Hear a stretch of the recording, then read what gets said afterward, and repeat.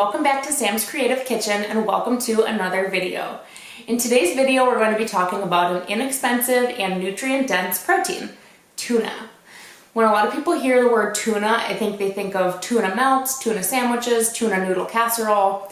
Those items are not particularly healthy and they tend to get boring pretty quickly. So today I'm going to be showing you 3 fun and creative uses for tuna. The first thing that we're going to be making are some tuna, chickpea, and quinoa fish cakes. Next, we're going to make some tuna pesto and veggie pasta that's gluten-free. And finally, we're going to be making some sweet potato tuna melts that are a family favorite in our house. So let's jump in and start cooking. Okay, so the first thing we're going to be making is a big batch of quinoa and chickpea tuna cakes. So whenever I cook with quinoa, I like to, the night before I know I'm going to need to use it, just soak it in some water and a little bit of apple cider vinegar to make it more digestible and get rid of some of those anti-nutrients. Once it's finished soaking, I'm going to go ahead and get this cooked up while I prep my veggies. I'm going to be using a whole carrot, which I will grate up finely, half of a red bell pepper, 1 stalk of broccoli, which I will again dice up really finely, and 1 sprig of dill.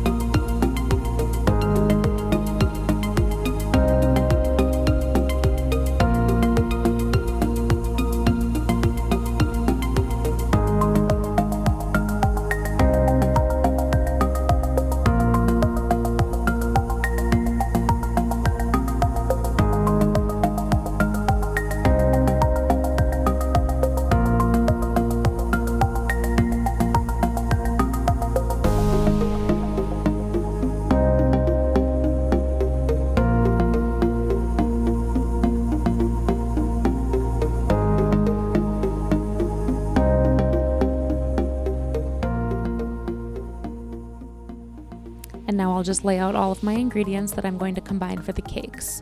I've got all of my chopped up veggies and my sprig of dill in this glass mixing bowl, and I will add everything to this bowl. I've got my cooked quinoa. This is about 3/4 of a cup.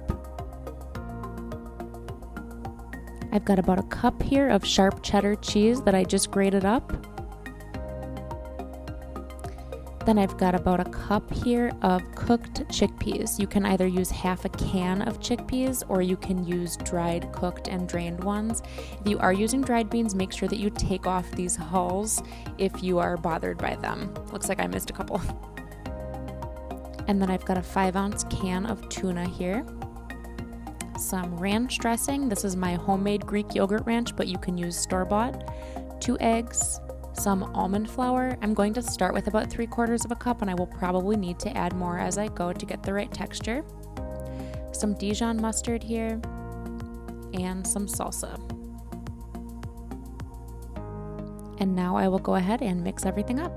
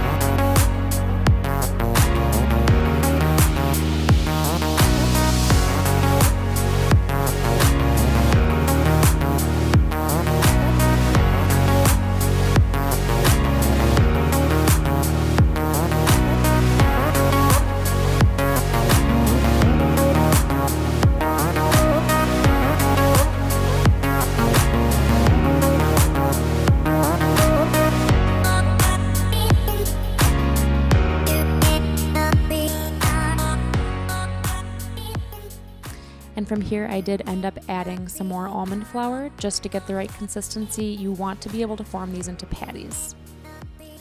So I'm going to get a skillet nice and hot, and I'm going to add some avocado oil. You always want to use an oil that can stand up to high temperatures, so I would recommend either avocado oil or coconut oil. And then I will go ahead and make 4 patties, or as many as you can fit into a pan, and go ahead and place those down on your skillet. You want your skillet to be hot enough that you hear a sizzle when you put the patties down. We want them to crisp up right away.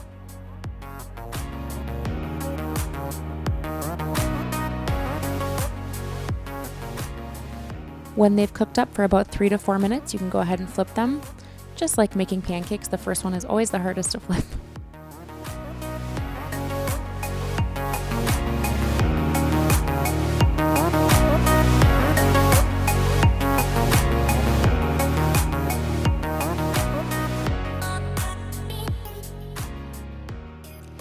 And there you have it. These tuna cakes are delicious over a bed of greens or just on their own.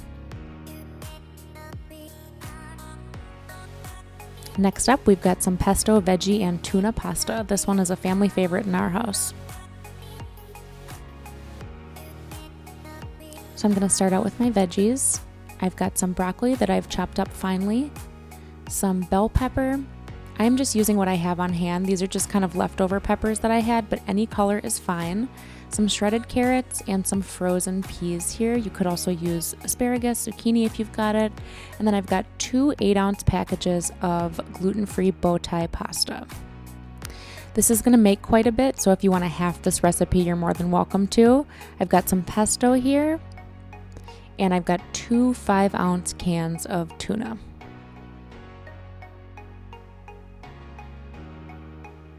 Just going to salt my water and then bring that to a boil.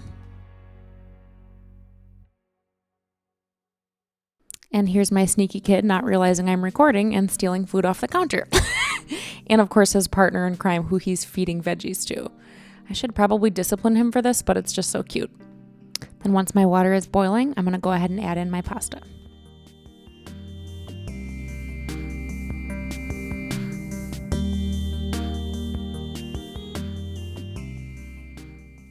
Once you've got about 2 minutes left on the clock for your pasta, I'm going to go ahead and add in my veggies. I basically just want them to be very lightly cooked. I don't want to put them in raw. I certainly don't want to put the peas in frozen, but I don't want them to get too soft, so just a couple minutes is all they need.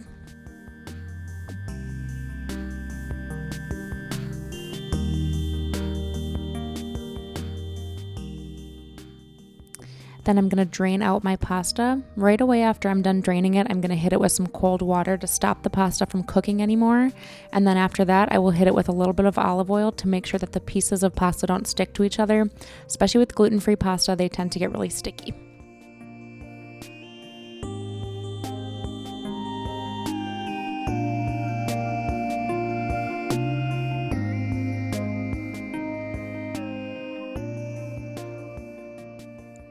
I'll go ahead and add the pasta and the veggies back into my warm pot, and then I will add in the tuna and the pesto and give it a good stir.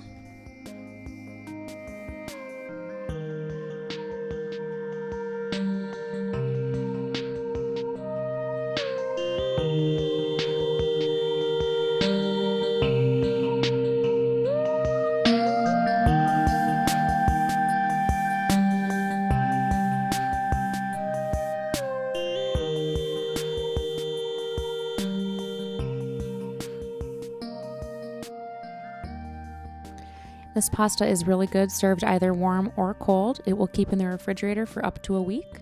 I like to garnish it with a little bit of lemon zest and some black pepper.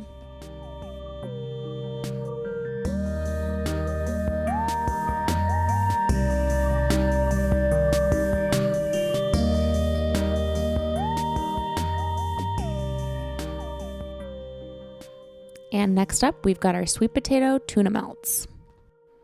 I've seen a few iterations of this recipe. I will link to the original one in the description box. This is just kind of my twist on it. So go ahead and preheat your oven to 400 to start. And these are all of the components that you will need. So first we have our tuna salad. I just made a basic tuna salad here with some tuna, some mayo, some Dijon mustard, celery, pickle, shredded carrots, salt and pepper, and some fresh dill. Then I've also got 4 peeled sweet potatoes here. When you're picking sweet potatoes, you want to try to pick ones that are kind of long and skinny because we will be slicing these into coins. It's just a little bit easier than picking really fat ones. And then I've got some sliced sharp cheddar cheese over here. You can use whatever kind of cheese you like, cheddar, Swiss, white cheddar, anything you like. And then I will get started in slicing them. So I'm going to make slices that are about 1/2 inch thick, and I'm going to keep going until all of my sweet potatoes are done. As always, I encourage you to save the ends and the scraps of vegetables, and you can use those to make bone broth later.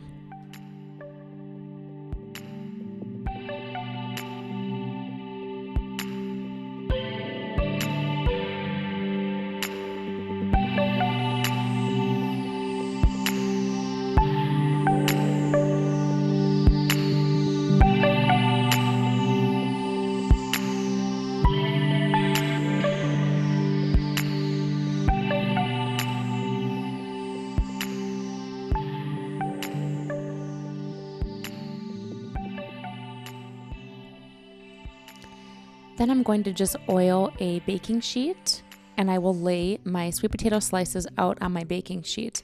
I'm basically just going to rub them around a little bit so that the bottoms get fully coated in oil, and then I will add some oil to the top and some salt as well.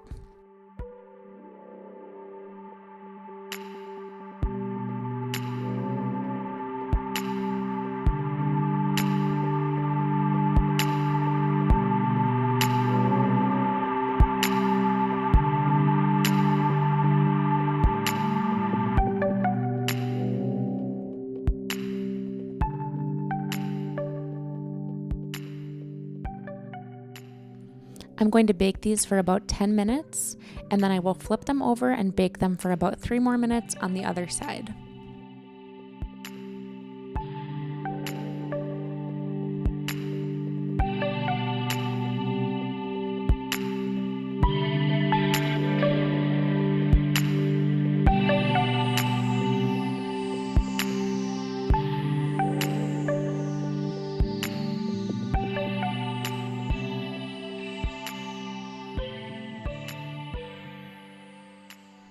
Once my sweet potatoes are baked on both sides, I'm just going to add a dollop of tuna to the top of each one. You can add as much or as little as you would like. Just keep in mind the more you add, the harder it is to eat.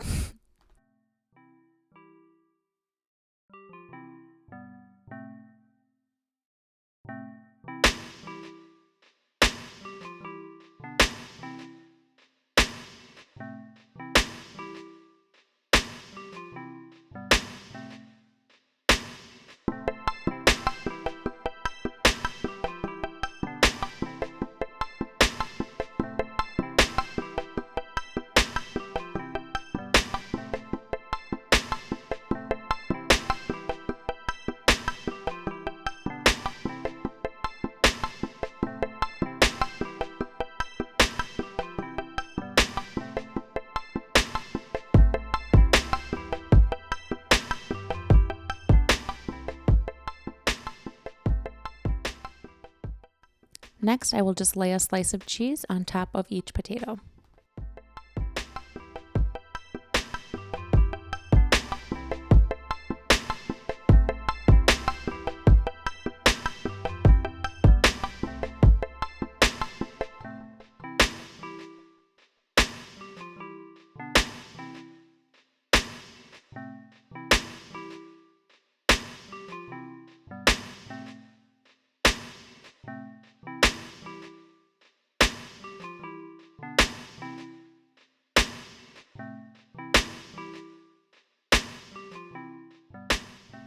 And I will pop these back into my 400-degree oven for just about 2 minutes or until the cheese is melty.